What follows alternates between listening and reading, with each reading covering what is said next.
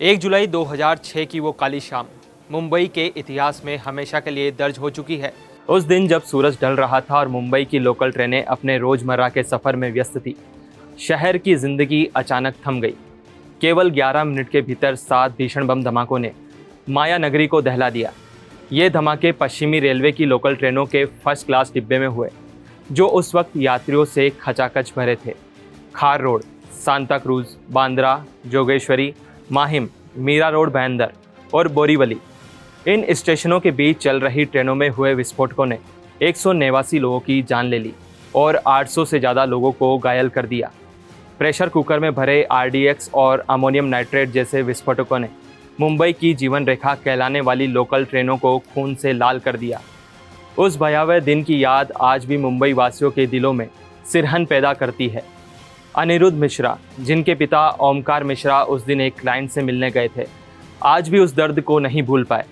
अनिरुद्ध बताते हैं कि मेरे पिता हमारे परिवार के इकलौते कमाने वाले थे। उस दिन वो घर नहीं लौट आए। हम 4 भाई और बहनों का भविष्य अंधेरे में डूब गया। 19 साल बाद भी जब उस दिन की बात याद आती है, दिल कांप उठता है। अनिरुद्ध की तरह सैकड़ों परिवारों ने अपने प्रियजनों को खोया। कोई माँ अपने बेटों को ढूंढती रही, कोई पिता अपनी बेटी की सलामती की दुआ करता रहा और कई बच्चे अनाथ हो गए। मुंबई की लोकल ट्रेनें, जिसे शहर की धड़कन कहा जाता है, उस दिन मौत का मंजर बन गई थी। माहिम में 43, मीरा रोड भाईंदर में 31, माटुंगा में 28 और बोरीवली में 26 लोग मारे गए। हर धमाके के साथ खून, मलबा और चीखें हवा में तैरने लगी। घायलों की कराहट और अपनों को खोने का दर्द आज भी उन परिवारों के जख्मों को हरा कर देता है। चिराग चौहान, जो उस हमले में बाल बाल बचे, कहते हैं कि मैं उस ट्रेन में था, मेरे सामने लोग चीखते रहे, खून बह रहा था। मैंने सोचा कि दोषियों को सज़ा मिलेगी, लेकिन आज मेरा दर्द फिर से ताज़ा हो गया। इस हमले की जिम्मेदारी आतंकी संगठन लश्कर-ए-तैयबा और students Islamic movement of India यानी सिमी से जुड़े लोगों ने ली थी। महाराष्ट्र के आतंकवादी निरोधक दस्ते यानी एटीएस ने जांच की शुरुआत की और 13 लोगों को गिरफ्तार किया। चार्जशीट में 30 लोगों को आरोपी बनाया गया, जिसमें से कुछ लोग पाकिस्तान में होने का दावा किया गया। 2015 में विशेष मकोका अदालत ने 12 आरोपियों को दोषी ठहराया।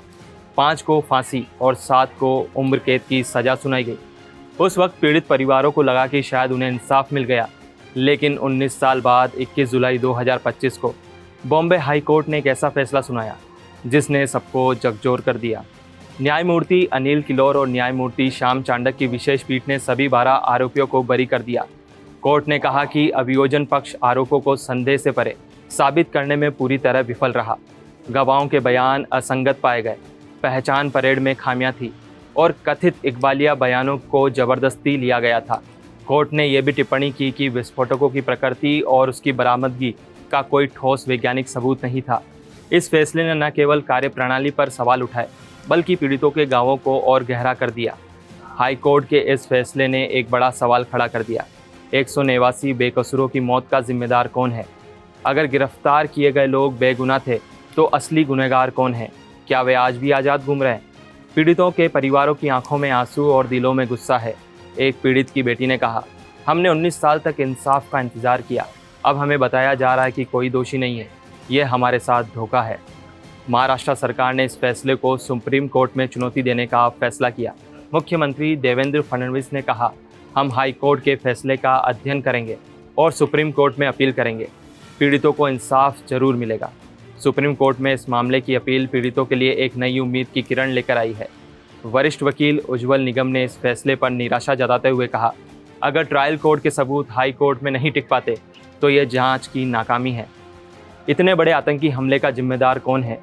शिवसेना प्रवक्ता संजय निरुपम ने भी इसे दुर्भाग्यपूर्ण बताया और कहा कि यह फैसला पीड़ितों के साथ अन्याय है। इस मामले में न केवल जांच एजेंसियों की कार्य प्रणाली पर सवाल उठाए, बल्कि न्याय व्यवस्था पर भी बहस छेड़ दी। कई लोग मानते हैं कि अगर जांच में शुरू से ही सावधानी बरती गई होती तो शायद ये दिन नहीं देखना पड़ता। सुप्रीम कोर्ट ने हाल ही में झूठे मुकदमे के पीड़ितों को मुआवजा देने के लिए कानून बनाने का सुझाव दिया था, ताकि निर्दोष लोगों का जीवन बर्बाद न हो। लेकिन मुंबई ट्रेन ब्लास्ट जैसे मामले में, जहां सैकड़ों परिवार इंसाफ के लिए तरस रहे हैं, ये सुझाव अधूरा सा लगता है। चिराग चौहान जैसे बचे हुए लोग और अनिरुद्ध जैसे पीड़ित परिवार आज भी उस दर्द को जी रहे हैं। चिराग कहते हैं कि मैंने उन लोगों को माफ़ कर दिया था, लेकिन अब लगता है कि इंसाफ के बिना ये माफ़ी अधूरी है। पीड़ितों की आवाज़ें सुप्रीम कोर्ट तक पहुंचेगी, इस उम्मीद के साथ कि 19 साल बाद भी उन्हें इंसाफ मिलेगा। मुंबई जो कभी रुकी नहीं, उस दिन थम गई थी, लेकिन उन परिवारों का दर्द आज भी थमा नहीं है। सुप्रीम कोर्ट का आगामी फैसला शायद उनके जख्मों पर मरहम लगाए और यह सवाल खत्म करे कि आखिर 189 बेकसूरों की मौत का जिम्मेदार कौन है।